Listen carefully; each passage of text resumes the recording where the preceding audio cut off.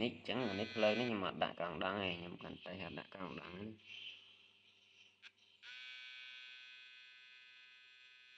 តែរបស់គេមួយចំនួនគេអត់ហ៊ានដាក់ហ៊ានគោះភ្លើងឯងខ្លាចខ្ទុះក្របរបស់ខ្ញុំអត់ខ្ទុះឯងក្របគោះតែមកគោះភ្លើង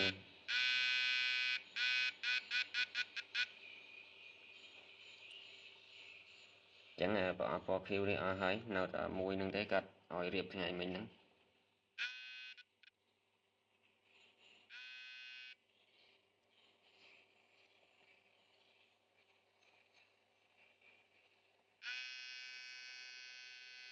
បាទនេះយើងអត់ដាក់កង់ដងបងប្អូនកណ្ដៅប៉ុន្មានបាទ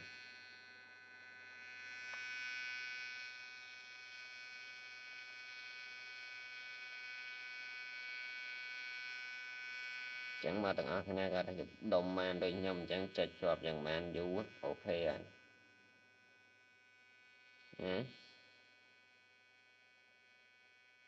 ខ្លាចតែចុចជាប់មួយផ្លែតផ្ទុះភុះអស់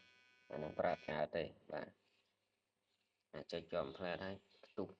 បាទអាចកណ្ដៅទេ